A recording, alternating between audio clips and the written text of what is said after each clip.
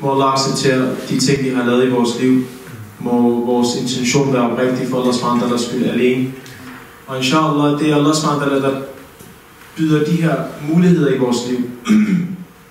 Hvis ikke det var fra den hidayah, Allah SWT har givet en, hvad havde vi kunnet gøre den dag i dag? Så hidayah er den største gave, Allah SWT har givet os. Når man spørger folk, hvad er det for noget, som hvilken gave er den største gave for Allah? Mange snakker omkring helbred, en god familie, en god kone for brødrene og omvendt, en god ægtemand for søstrene.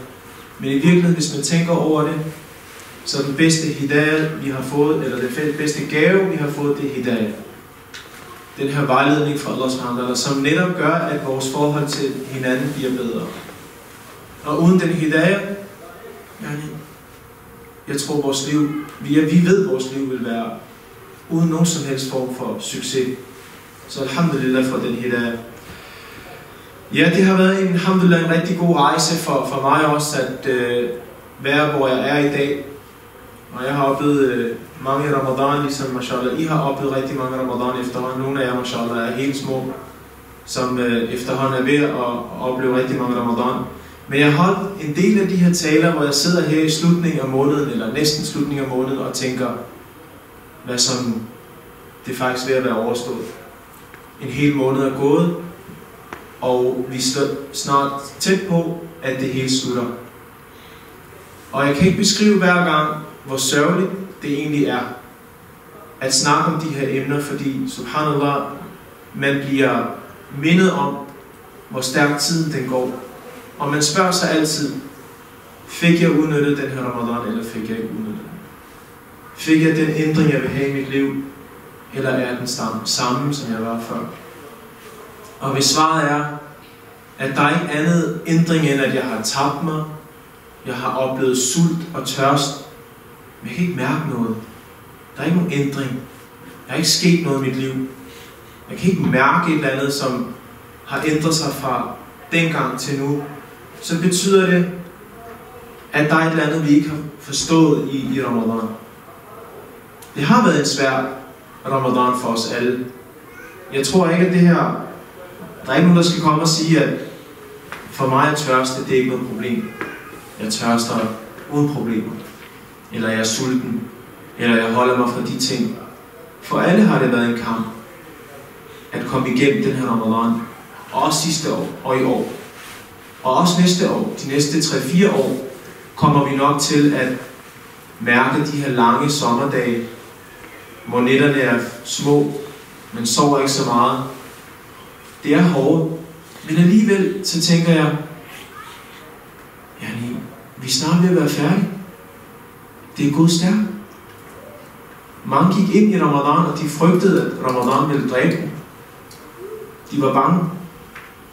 Jeg kan forestille mig, at nogle af jer har mødt nogen, der har tænkt, det her det overlever jeg aldrig. Vi har måske selv lige tænkt et øjeblik, subhanallah, jeg overlever ikke den her Ramadan. 20 timer. Det er lang tid. Og rigtig mange af os har ikke fastet før Ramadan. Hvis nogen sagde, prøv lige at faste 20 timer. Næsten umuligt, at nogle unge har fastet 20 timer før Ramadan. Mashallah, dem som har været vant til det, har kunnet gøre det.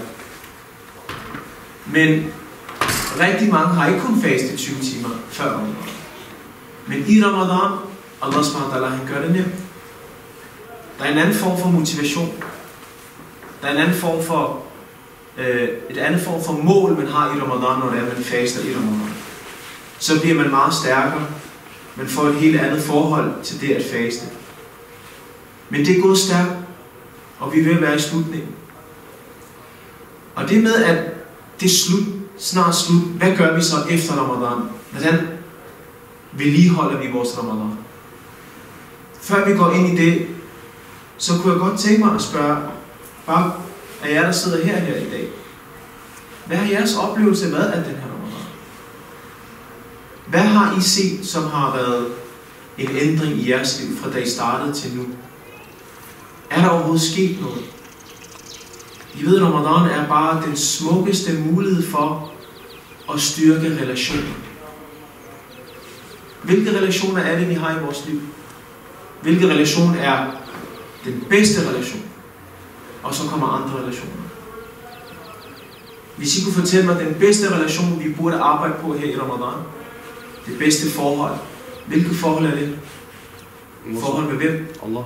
Med Allah. Det er nummer 1. Så det spørgsmål skal vi stille os selv. Hvor meget mere har vi lært Allah at kende? Den, der har skabt os. Den, der elsker os. Den, der tilgiver. Du spørger en gang, lige meget hvor mange sønner du har, Allah tilgiver. Uden omtanke. Uden at gøre noget som helst. Uden at vente. Allah tilgiver. Lige meget hvor meget du har syndet imod ham. Været en dårlig person imod ham. Så Allah tilgiver. Den her tilgivende Rabb, vi har vi brugt tid på at sætte os ned og studere, lære ham at kende? Mit svar er, jeg ved ikke mere om Allah, fra da jeg startede til nu, så har vi måske brugt mere tid på noget andet. Hvilke andre relationer burde vi have bygget op i den her måde, som også er ekstremt vigtigt for rigtig mange unge mennesker i hvert fald? Hvilke relation? En læs Quran. Ja, relation til Quran. Ja, den kommer jeg til. Det jeg tænkte på, det var ens relation til ens forældre. Jeg tror, der er rigtig mange af vores unge, jeg skulle til at sige her i Brøndby Strand, men det tror jeg, det er rundt omkring i verden, at det er sådan. De har ikke en god tone med deres forældre. De taler ikke ordentligt til deres forældre. De taler meget ned til deres forældre. De taler til dem, som om de var ingenting. Sørgeligt, men sandhed. Og hvis vi har sådan et forhold, før Ramadan, under Ramadan og efter Ramadan, så har Ramadan netop kun været tørst og sult. Så har vi ikke udnyttet. Vi har ikke brugt den til det, den kunne bruges til. Hvis relationerne ikke har ændret sig, og ikke er blevet styrket, så er jeg bange for at sige, at vi har måske spildt vores Ramadan igen. Men alhamdulillah, vi har en uge. Ting kan ændres. Jeg er glad for, at jeg ikke sidder her efter Ramadan og giver det her oplæg. Jeg er glad for, at jeg sidder her i de sidste 10 dage og holder et oplæg om, hvad nu? Den er ved at være færdig. Så relation til Allah og relation til ens forældre. Hvem af jer er gift? Nogle af jer er gift herinde? Okay. En enkelt. 2. Okay, men I virker som 2 unge mennesker, der er gift. Jeg ved ikke, hvor meget I har prøvet endnu. Jeg er efterhånden i min 13. år, 14. år med et ægteskab. Man kommer igennem godt og ondt med sin ægtefælle. Og her er spørgsmålet også, dem af jer, der er gift, de 2, og måske søsterne, der er også gift derinde. Vi ved ikke, hvor mange der gemmer sig om bag. Og søstre, velkommen til jer også. Lidt forsinket velkomst. Men om der sidder 1 eller om der sidder 10, må der glømme jer for, at I kommer hele vejen til masjid. Men opbygge relation til hinanden, det er den smukkeste måde at gøre det i. Og det er sådan noget, man oplever, subhanallah, at man har ægtefæller i Ramadan, som ikke ændrer deres forhold til hinanden, fordi de har travlt med hvad? Faste. Konen har travlt med at lave mad. Manden har travlt med at være ude og være en abid. Han skal lave ibadah. Og så når han kommer hjem, opfører han sig fuldstændig på samme måde. Hvordan? Sætter sig ned foran fjernsynet, mens hun laver mad og ser fodbold. Har I fastet fra fodbold i år? EM 2016? Nej, jeg kan se det. Jeg kan mærke det. Fodbold har været en del af dagsordenen. Nogen har åbnet fasten, mens der har været den vildeste kamp. Vi ved det. Men subhanallah, det er virkeligheden. Det er virkeligheden i vores liv.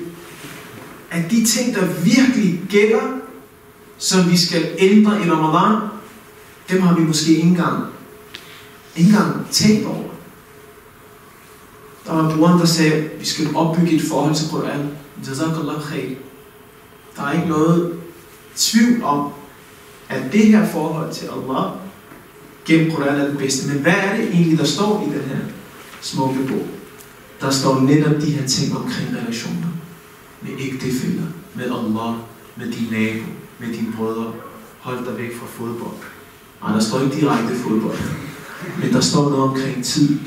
Hvordan du skal bruge din tid. Hvordan du skal udnytte den tid, du har. Det er det, vi skal bruge det her forhold til i Al-Quran. Jeg ved godt, der er sådan en eller anden konkurrence kørende, og måder beløn de brødre og søstre, der har netop levet op til den konkurrence. Læs 20 sider om dagen. 5 sider efter hver salat. Efter Ramadan, tilbud. Hele Quran færdig. Er det ikke rigtigt? Har I ikke set de der e-mails, der kommer? Hvis vores travlhed har været at blive færdig med Quran, og det er det, der er målet, at blive færdig med det, så vil jeg stille jer det spørgsmål. Virker det rigtigt, at vi har haft travlt med at blive færdige med Al-Quran, men indholdet af den, forståelsen af den, praktisering af den har vi ikke haft travlt med at blive færdige med? Virker det som noget rigtig naturligt? Hvis jeres lærer sagde til jer, dit mål er bare at kigge den her bog igennem.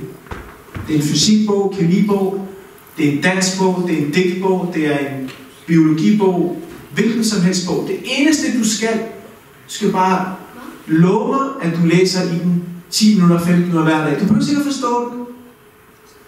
Jeg er bare glad, at du læser i. Hvis du så kommer og siger til mig, at jeg har læst den her bog, jeg så spørger dig, har du forstået den? Har du praktiseret det, der står i den? Og du siger nej. Giver det mening? Nej vel, det giver ikke mening. Hvordan kan det give mening med den relation, vi skal have med Quran? At vi har, mange af os har læst i den, fordi vi skulle have rigtig meget ajal. Og der er ajal i at læse i Al-Quran. I skal ikke misforstå det. Det er ikke sådan i morgens ting, alt det spildtid, jeg har gjort. Der er ikke noget spild, aldrig noget spild i at læse Quran. Aldrig. Der er masser af baraka i at læse Quran. Der er så meget baraka i Quran, at du ved, i vores pakistanske kultur, du ved sådan, vi tager baraka fra Quran. Wallahi, det er sådan, det er. Vi kysser den. Alhamdulillah, og det er en smuk ting, fordi vi elsker Quran. Men problemet er, at rigtig meget af den baraka, vi får fra den her bog, det kommer af at røre den. Kun at røre den. I vores kultur, når det er, at man bliver gift, og kvinden skal første gang ind i sit hjem og bo med sin mand. Det kan være, at hun er uden hijab. Det kan være, at hun har sminke på. Det kan være, at hun lige har været til den vildeste fest og har danset sammen med sin mand. I nogle kulturer er det meget normalt. Men i det øjeblik, hun skal ind af sit hjem, så slukker man for musikken. Man slukker fra den her, du ved, Bangla, skulle jeg sige det der. Der er ikke for eksempel hende, er det? Andet? Ved du, hvad hun er? Astaghfirullah. Okay. Det er okay at vide det, så længe du ikke danser med det. Så hvad gør de? Så tager de Quran over hovedet. Så siger de, at jeg gå ind. Så kommer man ind med Quran over hovedet. Khalas, så er hun reddet. Hun kommer aldrig nogensinde til at få problemer i sit liv. Hvorfor? Der var Quran over hendes hoved, da hun gik hjem. Eller bare for den sags skyld, når det er, at vi har Quran i vores lommer, hængende på i vores hals. Det forhold, den her romantiske forhold, vi har til Quran, at du bare kan røre det, og så er det bare sådan noget mirakelform for ændring i dit liv. Det holder ikke. I virkeligheden holder det ikke. Fordi når du så har Quran hængende, og din mor skiller ud, og du bare fyrer den vildeste bandeord af på din egen mor, eller din kone, eller ægtemand kommer, og du har Quran hængende, men du har ikke sabr, du har ikke tålmodighed til at holde dine ord tilbage, og du bare taler grimt, så kan du mærke, at den her recept, den her medicin, som Quran i virkeligheden er, den har vi kun hængende som en symbol. Vi har ikke læst den, vi har ikke forstået den, vi har ikke praktiseret den, vi har ikke reflekteret over den, vi har ikke lavet tadabbur over den.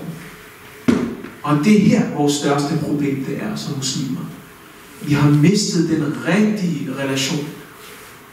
Hvis vi bare i Ramadan havde taget fat i en enkel relation, og sagt, det her, det er min største svaghed.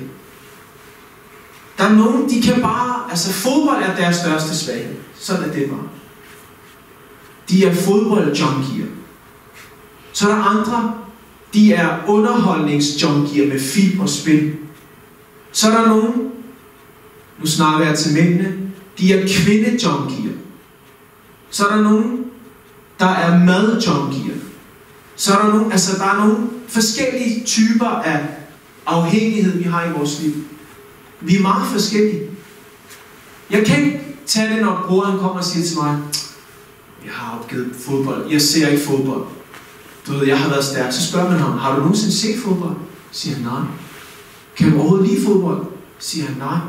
Siger khalas. Hvad er det for en offring? Offring er det, der tiltrækker dig allermest. Det er der, du skal gå ind og sige til dig selv, jeg kan. Og her kommer en synsvinkel, Allah subhanahu giver os i Ramadan. I Ramadan, der holder vi os ikke fra ting, der er forbudte. Det er ikke forbudt at drikke. Det er ikke forbudt at spise. Det er ikke forbudt at være sammen med din kone. De her ting er tilladte. Hvordan kan Allah subhanahu gøre noget for os haram, som er tilladt?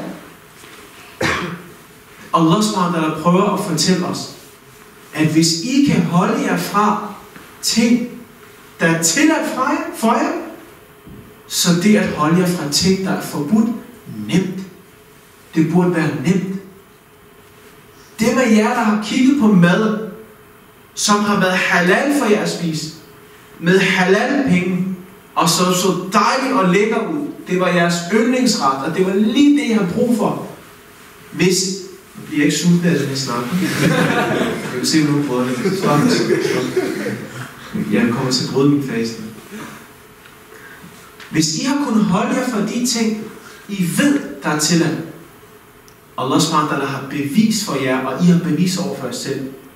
Alt det andet afhængighed, piece of cake. Er I vant til at se dårlige ting på nettet? Piece of cake. Har I svært ved at sænke jeres blik, når I går på gaden? Piece of cake, nemt. Bliver I tiltrukket af det modsatte køn? Det er den største kamp, I har i jeres liv. Nemt. Allah subhanahu siger, jeg vil gøre tingene nemme for jer.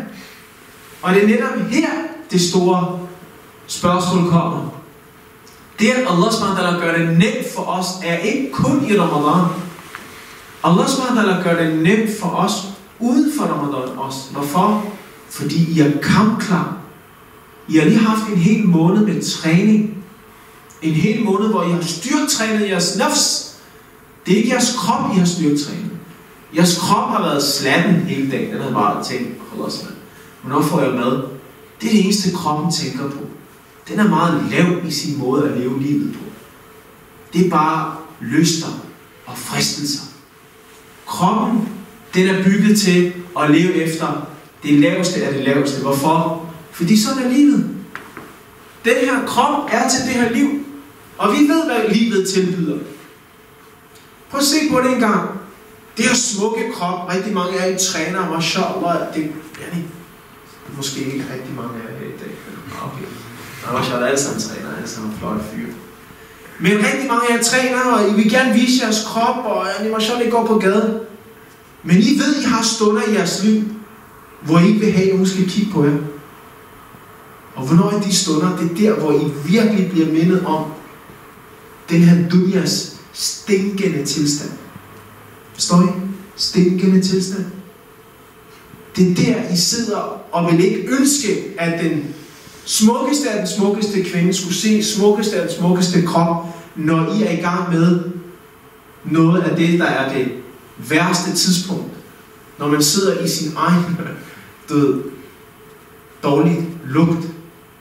Bare for at fortælle en, lige meget hvor smuk man tror man er, så kommer der tilstand, tid i ens liv, hvor man bliver mindet om, at man er ingenting andet end en lugt. Seriøst, det der man er. Og den her krop ender med at blive rådnet op her i den her jord. Vi rådner op her, og vi kommer til at lugte. Det er der, vores krop er. Så hvem er det, vi er ved at give? Hvem er det, vi er ved at ære lige nu? Hvad er det, vi er ved at ære i Ramadan? Det er vores sjæl. Og den er smuk. Den er skabt til livet efter. Det er den, vi er ved at ære lige nu. Det er den, vi er ved at give tid. Det er den, der er lykkelig lige nu. Den tænker, alhamdulillah. Det kan godt være, at han eller hun tænker på mad hele dagen. Men prøv lige at se. Han sidder og læser. Hun sidder og laver ibadah. Hun læser Koran. Det her, det er den måde, vi bekræfter over for os selv. At vi har et behov, og så har vi det ud over et behov. Lysterne. Det vi lyster er ikke vores behov. Det der er vores behov, det skal vi have. Hvad er vores behov? Det er vand, det er drikke, det er spise, det er sove, det er ly, det er et forhold til det modsatte køn. Det er nogle behov, Allah har gjort rigtigt, der har gjort os til det. Og så kommer lysterne, som nogle gange overtager vores behov. Hvad er lysterne? Lysterne er dem, der får os ud i byen. Lysterne er dem, der får os til at lave ting haram. Lysterne er dem, hvis du lægger dem til side, du vil ikke dø. Men du kan ikke lægge dine behov til side. Du kan ikke lægge vand og drikke til side. Der er ikke nogen, der skal sige til mig, eller efter at have fastet 20 timer, jeg kan faste 20 timer mere, hvis jeg vil. Sådan er min taqwa. Sådan er min iman. Jeg er ikke et menneske, jeg er en engel. Er du et menneske, så vi accepterer, at vi har et behov. Men dem, der siger til mig, og det er der, hvor jeg har et problem. Uden for Ramadan, så kommer brødre og søstre og siger, nej, jeg kan ikke styre mig selv. Min lyst at styre mig. Kan ikke. Jeg ved ikke, hvad jeg skal gøre. Hvad mener du? Underholdning, det er mit liv. Jeg kan ikke gøre noget for mig. Kvinder, du kan aldrig tage det væk fra mig.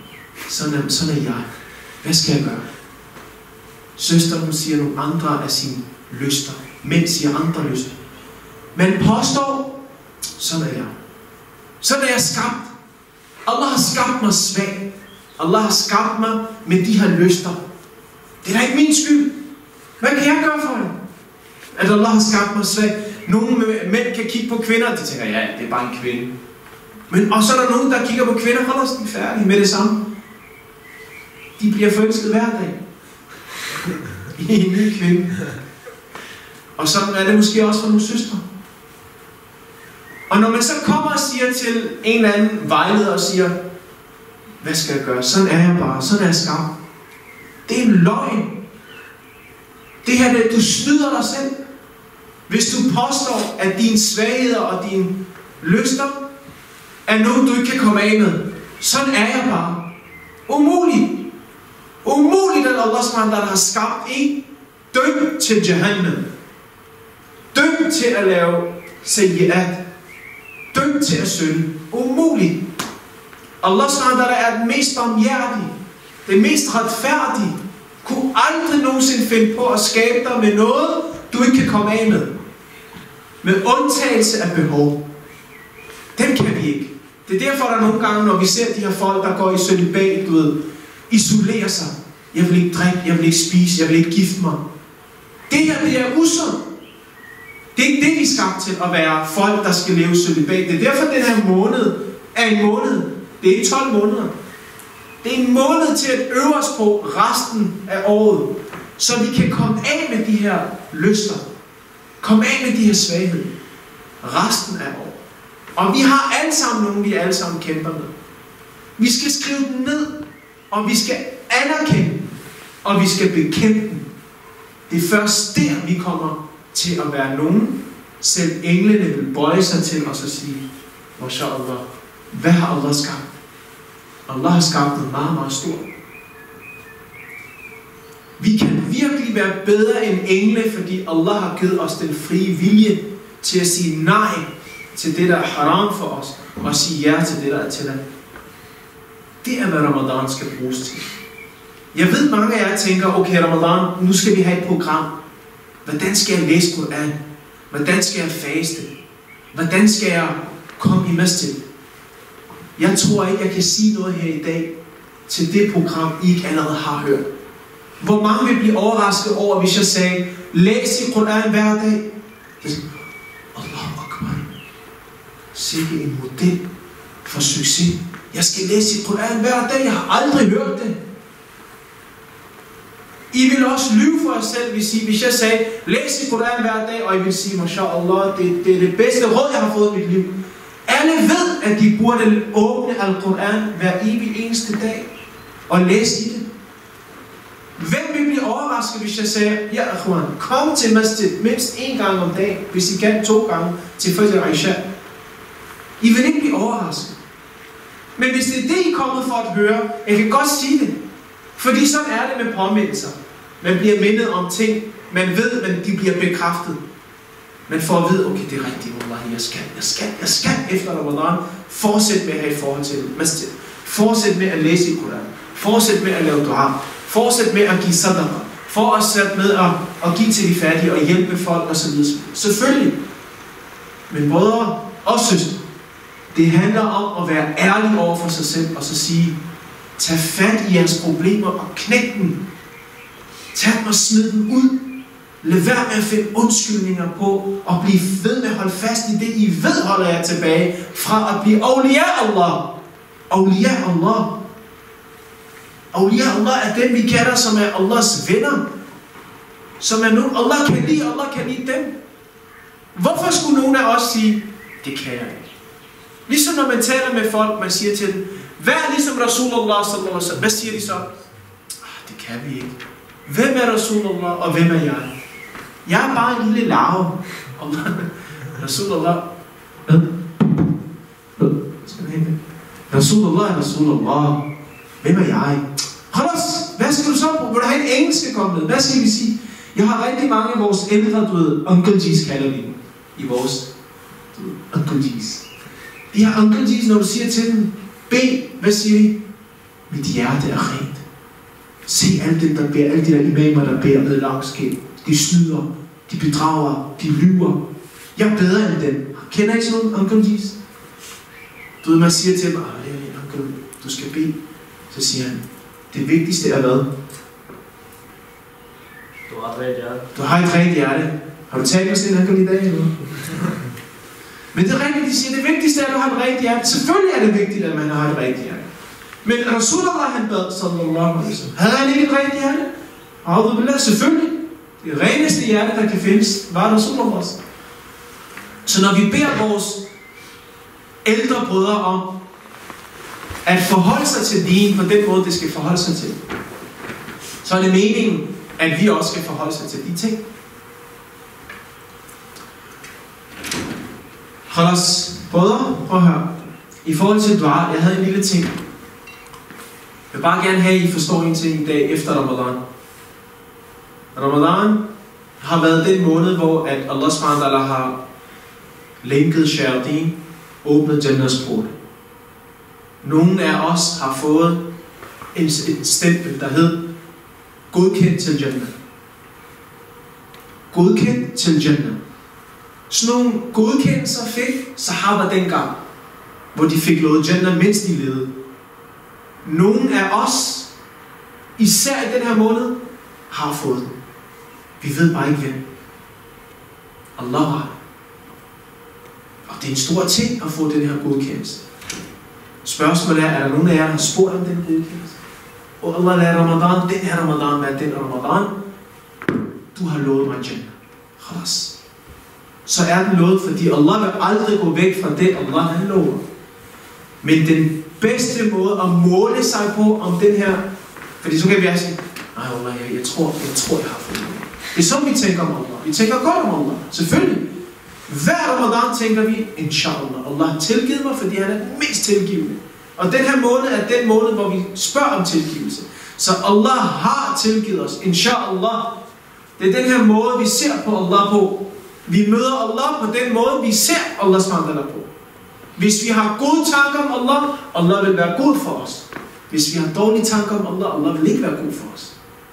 Så vi møder Allah på den måde, vi ønsker at møde Allah. Og vi møder Allah med de bedste tanker. Og hvad er de? Inshallah, vi har fået Jannah. Men her kommer en måde, man kan måle sig selv på. Har accepten været der? Har Allah accepteret min Ramadan? Har I hørt det før? Ved nogen af jer, hvad der skal til for at kunne måle? Har den her Ramadan været succesfuld? Har Allah accepteret min Ramadan? Og det er noget, man selvfølgelig måler på efter Ramadan. Hvad kunne det være? Er der en eller anden sådan barometer derhjemme? Jo, den er god nok. Eller et eller andet, der fortæller os det. At vi har fået accepten, og nu, den her Ramadan var endnu en, vi kan sætte kryds på eller hak på. Alhamdulillah. Den var på plads. Hvordan ved vi, om den her måned er blevet accepteret? Tricky question. Nå, simpelthen. Man kan jo fortsætte de vaner, men bruge de den måde. Han er den yngste her. Jeg ved, de andre, de er bare meget, meget ydmyge. De ved det ikke. De er ulama, mashallah. De er shuyukh, men de vil ikke sige noget. Men jazakallah khair, du har fuldstændig ret.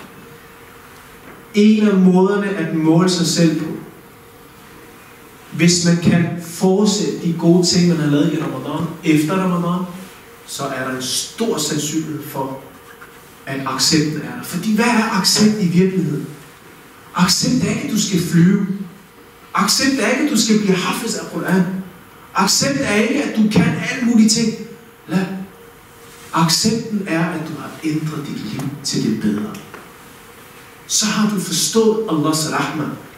Det er, hvad Allahs rahma går ud på. Ændre dit liv. Og menneske, det er det, der vil være godt for dig i den her liv og i efterliv. Ændre dig til det bedre. Det er det eneste, Allah vil have. Brug Ramadan, brug Quran, brug Siyam. Brug din ibadah til at lave en ændring i dig selv. Det vil kun gavne dig. Det er ikke Allah, der har brug for den ændring. Det er ikke Allah, der kommer til at være mere azim, fordi du bliver et bedre menneske. Nej, det er for dit eget bedste. Så når accepten er der, så betyder det, at du har lavet den ændring i dit liv. Du er kommet af med de dårlige vaner. Du har strammet op på dig selv. Du er blevet bedre til at sige nej til ting, der har dig. Du er blevet bedre til at holde fast i de gode ting. Du er blevet bedre til at styre dine lyster. Og du er blevet bedre til at være en stærk, troende muslim. Nu er du god mod dine forældre. Alhamdulillah. Hvem kommer det til at tjene? Dig. Du er bedre til at være god mod dine naboer. Du er bedre til at være god mod din ægtefælle. Du er bedre til at være god mod dine medstuderende. Dine relationer er blevet bedre. Folk kan mærke, hvad er der sket med ham? Hvad er der sket med Abdullah? Hvad er der sket med Mariam? Hvad er der sket med hende? Hun har lige været en Ramadan-træning igennem. Det er det, der er sket med hende. Det er det, der er sket med ham. Du ved, du kan se det. Alhamdulillah, der er sket en ændring. Der må være et eller andet. Det er klart. Der har været Ramadan. Hvad skulle det ellers være? Det har lige været den vildeste træning igennem. Det er lidt ligesom, hvis nogle af os to på sten. Der er nogle brødre, de laver sådan en lille over for deres brødre, du ved. Så begynder de at træne, og de fortæller ikke deres brødre, at de begynder at træne. De tager meget sådan løst tøj på, og sådan, træner. Så når de kommer, så vil de gerne vise deres muskler. Og hvad er det et tegn på? Du vil gerne vise, at der er sket en ændring. Dine forældre skal være de første, der skal fortælle, der er sket et eller andet. Du er ikke, hvem du var. Hvad er det, der er sket? Ramadan. Din ægtefælle skal kunne sige, Achi, jeg skal ikke sige Achi. Det er for sent. Før ægteskab. Nu skal jeg sige til dig, min elskede mand. Og nu skal jeg sige, min elskede kone. Allahu Akbar, jeg kan se effekten af Ramadan i dig. Jeg kan se, at når du laver mad for mig nu, så gør det med kærlighed. Altså manden, ikke? Jeg ved mange af jer tænker, det er kvinden, der skal lave mad til. Ja, hvis hun gør det, det er rigtig godt. Under belønning. Men det skal ikke holde jer tilbage fra en gang imellem også at lave mad. Og omvendt, hun tænker, Allahu Akbar, når du taler til mig nu, du taler til mig med respekt. Du ser ikke ned på mig. Du taler ikke til mig, som om jeg er en eller anden ingenting. Sådan er mange mænd, der får forhold til deres, koner. Hvis ikke de kommer under tøflen, så skal de vise, at de er mænd. Rajul, de er stærke. Men desværre ser vi også omvendt nogle gange, at mødrene, de har totalt styr på deres mænd. Det skal ikke handle om ægteskab. Men faktisk, på vej herover, der så jeg nogle ting. Og wallahi, lad det også være en rigtig god påmindelse om dem, der er gift, og dem, der gerne vil giftes. Er der nogen af jer, der er her, der ikke er gift? Der er mange, der ikke er gift, ikke? Okay, er der nogen af jer, der gerne vil blive gift? Bare hold hænderne op. Mashallah. Gift, ja. Astaghfirullah. Er det muslim? Det er regel nummer 1.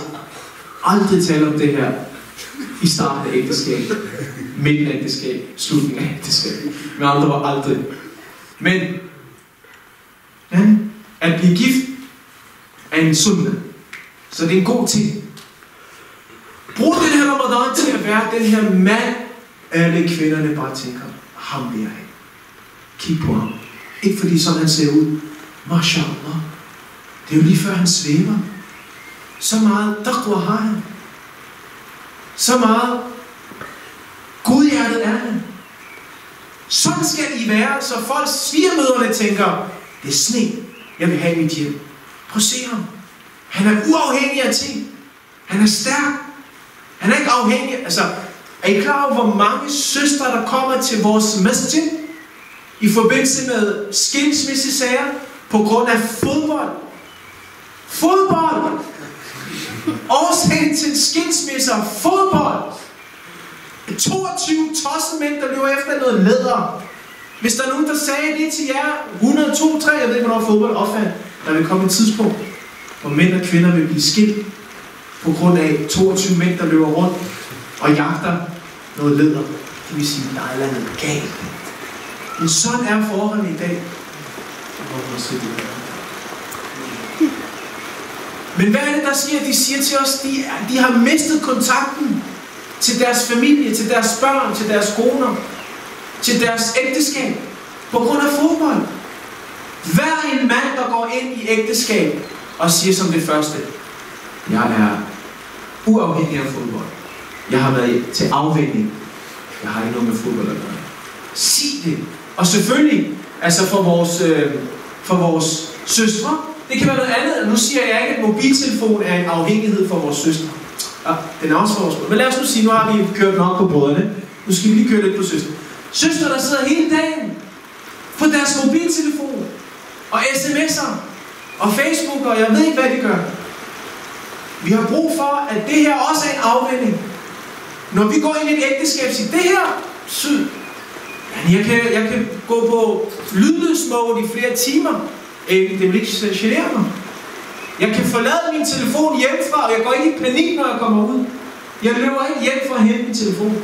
Den kan være hjemme hele dagen, hvis det er. Og det, jeg vil egentlig læse op for jer, det var, at udover alle de her smukke relationer, som vi har med Allah subhanahu, med Koran, med vores forældre, så brug den her Ramadan til at blive gifteklar. Brug den her Ramadan til at blive gifteklar. Både til brødrene og til søstrene. Og lad mig give jer nogle gode råd, inshallah. Jeg læste dem, og jeg tænkte, mashallah, dem kunne jeg selv bruge. Dem kunne jeg selv bruge, faktisk. Det bliver det sidste, inshallah, for mig. Den hedder 10 regler for et lykkeligt ægteskab. Jeg tror, det er fra en bog, der er skrevet. Nummer 1. Lad være med aldrig begge at være sure på samme tid. Det går ikke. Imam Ahmed ibn Hanbal, rahimullah, han sagde, jeg har aldrig haft et skænderi med min kone. Hvordan? Han sagde, aldrig har vi været sure samtidig. Enten så er hun sur, så sænker jeg paraderne, og jeg er ikke sur. Jeg kan se på hende, der er et eller andet, der har rørt hende. Et eller andet, hun er sur over. Så er jeg ikke sur. Og omvendt, hvis jeg er sur, og hun kan se, der er et eller andet, jeg er sur over, så er hun ikke sur. Lad være med at blive sur over, at du er sur. Er du sur, nu er jeg også sur. Du skal ikke være sur. Fordi nu er jeg sur. Jamen hvad så? Hvordan skal vi ophæve den her surhed? En af gangen. Aftale. Vil du være sur i morgen? De sidste 3 dage, jeg har været sur. Så nu kan det godt være sur. Nej, man skal ikke aftale. Heller lad være. Lad være med at være sur. Men spørg dig selv. Kan du styre din vrede? Hvis ikke du kan styre din vrede, brug Ramadan til at være den måned, hvor du siger, Allah, lad mig komme af med min vrede. Hvis din vrede ødelægger mig, det kommer til at ødelægge mit ægteskab. Jeg vil ikke have noget med det. Brug Ramadan til det. Fordi det kan lade sig gøre. Umar ibn Khattab radiyallahu anhu, Allahu Akbar, man siger, at han ændrer sin personlighed, eller nogle karakterer af sin personlighed, 3 gange. 3 gange. Da han blev muslim, da Abu Bakr Siddiq blev khalif, og da han så selv blev khalif. Afhængig af situationen, så ændrede han sit temperament. Så meget kontrol havde han. Det er, hvad der går ud på. Total kontrol. Du har fjernbetjeningen i dine hænder. Der er ikke andre, der styrer den. Der betyder, at det ikke er fodbold, der har din fjernbetjening. Det er ikke mad, der har din fjernbetjening. Det er ikke kvinden, der har din fjernbetjening. Når hun går på gaden, så er du bare efter hende. Når fodbold kommer, så er det lige meget hvad, om der er salat eller ej. Nej, du har kontrollen. Du slukker for kvinden. Du slukker for fjernsynet. Du slukker for fodbold. Det er dig, der styrer dig selv. Det er taqwa. La'allakum tattaqun. Allah SWT siger i Koran, at jeg har givet jer Ramadan, så I kan få den her taqwa. Taqwa er kontrol, og at man er opmærksom på, hvad man laver. Meget nemt oversat. Lad være med at give taqwa og sådan noget. Guds frygtighed. MashaAllah. Guds frygtighed. Hvad betyder det at være gudfrygtig? Det betyder, at du har kontrol, og du er opmærksom på, at Allah han ser dig altid. Så nummer 1 siger de, lad være med at være sur begge to på samme tid. Ha' det i tankerne. Nummer 2. Lad være med at råbe af hinanden, med mindre at der er ild i huset. Ja, det er med andre ord at sige, skal virkelig være højst nødvendigt, at du har brug for sig. At du har brug for at råbe op. Ingen grund til det. Hvis du står lige ved siden af dig, lad være med at råbe. Ingen grund til det. Og det her det er for mange af jer, der er ugifte ting. Behøves man at råbe af sin kone? Eller omvendt? Allah, der er mange, der råber af hinanden. Naboerne, I har mødre og fædre. Hun står lige ved siden. Hvad laver du? Du kan sige til hende, hvad laver du? Det du laver lige nu, kan jeg ikke lige. Hold op. Men vi har det med at hæve stemmen. Men som de siger, det er en sjov måde at sige det på. Men mindre selvfølgelig, det brænder, og din kone ikke kan se det og omvendt. Hold os råb ørerne af hende. Men lad det være det eneste tidspunkt, du bruger mulighed for det. Og det er det, man siger, noget af det, der sætter sig fast i et ægteskab, det er, når det er, at man i et anfald af vrede kommer til at være totalt dårlig adab. Totalt dårlig manier. Det er den, der sætter sig fast. Lige på det tidspunkt, hvor du er sur, tænk over, hvad du siger, og hvordan du siger det. Lige nu giver det dig mening, Shaitan siger til dig, det er nu, hun skal have den. Det er nu, du skal bare komme med den der verbale lussing, så hun kan mærke smerten. Og omvendt, hun tænker, det er nu, jeg skal sende den der spydige bemærkning afsted, lige ind i hans hjerte, fordi han har været sådan, når han havde. Man gør det på det tidspunkt. Hvad sker der nogle timer efter, eller nogle dage efter, når man køler ned til? Den var hård. Men hvad sker der med de der ar? Det kan godt være lige på det tidspunkt, du får det der søm trukket ud, du lige har stukket ind i hendes hjerte. Eller hans hjerte. Men hvad sker der bagefter, der kommer et ar? Og det kan med tid bygge sig op. Bagefter du kysser hen og tilgiver mig. Jeg kan ikke lige, når jeg råber af dig, eller jeg kan ikke lige, når jeg sender de der spydige bemærkninger. Det er lige på stedet. Du ved, der kommer den der undskyldning. Du ved, hvordan jeg er. Jeg hader den undskyldning. Du ved, jeg kan ikke holde mig fra at slå dig. Du ved, hvordan jeg er. Hvad mener du? Sådan er jeg bare. Du ved, lige snart jeg er lidt sur, så får det ikke på hovedet. Hvad mener du? Hold os. Har du tænkt dig at være bokser resten af dit liv, overfor din kone? Eller, jeg ved ikke, hvor mange koner, der slår deres mænd. Men du ved, hvordan jeg er. Jeg sender den der spydige bemærkning om din mor, hver gang jeg er syg. Altså, forstå mig ret. Der er ingen undskyldninger for at sove hinanden. Ingen. Og vi må ikke sige sådan noget med, at sådan er jeg bare. Sådan er du ikke bare, Afi. Vi er ikke sådan bare. Allah har skabt os meget mere nobelt end det. Så lad være med at råbe af hinanden. Okay, hvis du skal kritisere nogen, ret op på nogen, gør det med kærlighed. Gør det med kærlighed. Lad være med at lave de der, du ved, nogle kvinder og nogle mænd, de har det med, at når de skal ligesom rette op på nogen, så skal der så, hvad laver du, man? Er du dum? Det er da ikke sådan, man laver det der. Du skal da gøre det omvendt. Kan du ikke se det? Og der er andre mennesker, der står og kigger på. Jeg har været sammen med ægtefæller, hvor jeg bare har krummet til at tænke, Det gjorde du ikke det der. En eller anden søster har sagt et eller andet, som virkelig ikke gav mening. Hvor jeg også måske ellers tænkte, ser man det? Eller det kunne også være en mand. Og så skal manden bare lige rette op på det. Med det samme. Og så, hvad laver du? Er du dum eller sådan noget? Du kan sagtens sige det anderledes. Nogle af de eksempler, man typisk bruger, når du kommer hjem, og maden smager ikke godt eller andet. Så du begynder at spytte ud. Du vil gerne vise, hvor er sanden hen, du ved? Ja, det er et eksempel. Der er mange bedre eksempler, jeg kunne komme på. Men sådan noget der, hold og spis. Bid det i dig. Tænk over det. Vær lidt kreativ. Bagefter, sig det på en eller anden kreativ måde. Du sådan vise en dokumentar omkring salt. Så salt, godt for maden. Lidt mere, lidt mindre. Vær kreativ. Men find ud af, hvordan du gør det. Men lad være med at sove hinanden, når det er, at I skal kritisere hinanden. Der er nogen, du ved, jeg tror det er et eller andet, du ved, ærlighed, det er godt. Det er godt at være ærlig. I Danmark, der er vi ærlige mennesker. Du er grim. Du ved det.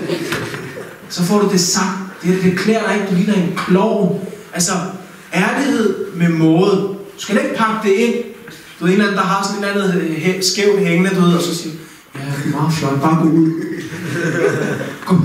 gå ud i blandt folk og vær en klovn, du ved sådan. Og så har du et eller andet hængende eller et eller andet. Nej, så siger jeg, ja, du ved, nogle af mine rigtig tætte brødre, nogle af de sidder og spiser med mig. Mashallah, det er nogen med, ja, det er nogen, der har respekt derude. Pludselig så kan jeg godt se, at de har gået lidt til med det der mad. Og så hænger der ting der, hvis jeg sådan siger, jeg må ikke sige det til ham. Så jeg gør bare sådan her. Så gør jeg sådan her. Så har vi kommunikeret på en god måde, forstår I? Så kan du sige det til ham. Det kan du finde ud af noget med din kone, du ved, et eller andet over omvendt. Så find ud af det, vær kreativ. Men lad være med at, du ved, piske hinanden med ærlighed. Det er ikke sådan, vi er. Aldrig nogensinde tage fejl op fra fortiden. Du ved sådan, efter du er blevet gift, efter I har gået i gang, og det andet, og du ved, at hun en eller anden grund har sagt et eller andet til dig, eller du har sagt et eller andet til hende. Du ved godt, før i tiden, jeg plejer at gøre 1, 2, 3. Jeg er lidt ked af det, men du ved, sådan var det. Jeg kan ikke finde på noget lige nu, uden at det er en af de samme ting. Men et eller andet, man har fortalt over for sin kone. Eller omvendt, lad være med at bringe det op, efter I er blevet gift. Ja, du plejede også at gøre sådan. Ja, du plejede også at gøre det. Du plejede også at sige sådan. Du har også en fortid. Du plejede også. Hold os, det er ødelæg. Glem den tid. Fortid. Og nu snakker vi ikke om, at når man så skal til at gifte, så man skal finde ud af, hvem er Achi og så videre. Man har ret til at spørge, hvad er hans fortid? Har han været sådan en rapper med tatoveringer, og det ene og det andet har sat kokain på gaden? Okay, nu er han mashallah bare en daqwa. Jeg tror, det er okay, man måske finder ud af, at han har været sådan en pusher. Men hvis det ligger 10 år tilbage, 15 år tilbage, og det er virkelig langt, og du gjorde det én gang, du solgte det, og så løb du, og der skete ikke mere, hold os, du ikke pusher. Men hvis det har været dit liv i mange år, og så videre, hold os, ja. Men så må hun ikke sige næste gang, hun er gift nu af det ene eller andet, og du står med noget pulver, eller du har også været pusher i gang, mand. Pusher. Ja, dårligt eksempel, men forstå mig ret. Lad være med at bringe eksempler op fra fortiden. Okay? Og det gælder faktisk også bare jeres venner blandt hinanden, og du ved, familierelationer. Don't do it. Ja. Så står der heller, at I ignorerer den hele store verden, end at I kommer til at ignorere hinanden. Det, der sker nogle gange, det er, man har mere travlt med at høre, hvad siger verden om os? Hvordan skal jeg være ifølge verden? Hvordan skal du være ifølge verden? Har du set, hvordan hun er? Hey, hun er en god kone. Hun går i masjid hver dag. Og dig, prøv at se dig. Du er kun med mig til Jum'ah. Så tager du til masjid. Og jeg har hørt, at hans kone, hun læser ikke Koran hver dag. Og prøv at se dig. Ja, du kigger ikke engang på Koran. Eller omvendt, manden, ja, mashallah, prøv at se. Hendes mand beder Fajr og Isha hver dag. Og dig, du har endda svært ved at bede derhjemme. At man sammenligner med resten af verden for ligesom at rette op på folk, det går aldrig. Vi skal arbejde på hinanden, vi skal være coaches. Og selvfølgelig, mashallah, alle jer, når I går ind i et ægteskab, sørg lige for, at de ting er på plads. Lad være med at blive gift med nogen, og du ved, din den halter. Der er ikke noget som helst tæt på din. En søster, I har faldet for hende, og mashallah, måske endda hun er begyndt at gå med hijab, men hun laver ikke salat. Hun læser ikke Koran. Det er ikke startet endnu. Vent. Se det an. Og omvendt, også for mændene, søstre, lad være med at falde for de her charmerende unge mennesker, der måske ikke praktiserer, men mashallah, de er muslimer, og de hedder det helt rigtige, og du finder alle de gode undskyldninger for at blive gift med den person, og vedkommende beder ikke. En af de største grunde til at sige, nej tak. Ellers, rejection. Bare afviser ham. Bare giv ham et stempel. Du er afvist. Du er flot. Du er lækker, du er det hele. Men du beder ikke. Du har slet ikke noget kontakt til den, der har skabt dig. Hvad kan jeg forvente af dig? Ingenting. Hold dig væk fra mig. Og når du begynder at bede, og du gør det ikke for mig, du gør det for Allah, så kan vi tale. Jeg er for god til dig, hvis ikke du er en, som ikke har et forhold til Allah. Hold os. Og selvfølgelig skal søsteren også selv bede. Men ikke sådan. Beder ikke, mand. Og så beder hun ikke selv. Hold os, hun beder selv, men hun er bare faldet for en, som jeg ikke beder. Og det samme, hold os, det er salat, er en af grundelementet i at gå videre. Sidste par, inshallah, det er aldrig nogensinde gå to bed, og I har en eller anden kæmpe problem, som er uløst. Få den løst, før I går i seng. Før I sover. Hvorfor? Fordi der sker ting i løbet af natten. Sådan meget rigt, ja. Folk, de bliver vrede næste morgen, hvis tingene ikke er på plads. Jeg ved godt, man skal sove på tingene. Men det, der sker, det er, jo længere tid der går, jo sværere er det at komme tilbage. Hvor mange dage er det, vi har lov til at være sure på hinanden, hvis det virkelig skal være? 3 dage. Jeg vil ønske, det var 1. Men vi kender os selv.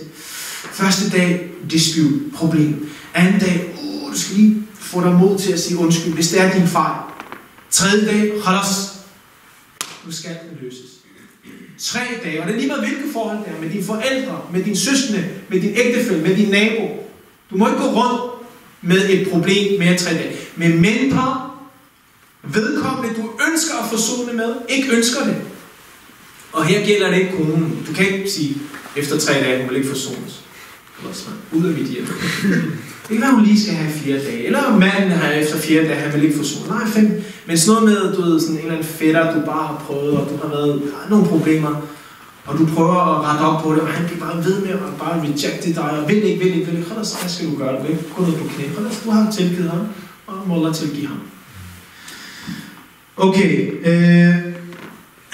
Ja, det er den sværeste del. Mindst 1 gang om dagen, sig noget godt om hinanden.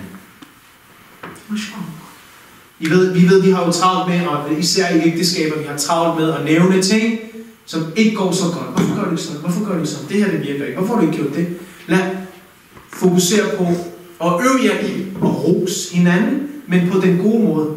Ikke rose bare for at rose. I ved, i islam er det ikke tilladt at rose hinanden, fordi det kan ødelægge en. Hvor er du god? Sådan. Okay, jeg er rigtig god, og så glemmer man lidt sig selv. Så bliver man lidt arrogant, jeg er bedre end andre, så det skal man passe på med. Men i ægteskab, ros hinanden en gang imellem, for ligesom at opmuntre hinanden. I stedet for at man hele tiden fokuserer på alle de fejl. Ja, og spørg om tilgivelse, når det er, at du har lavet noget fejl.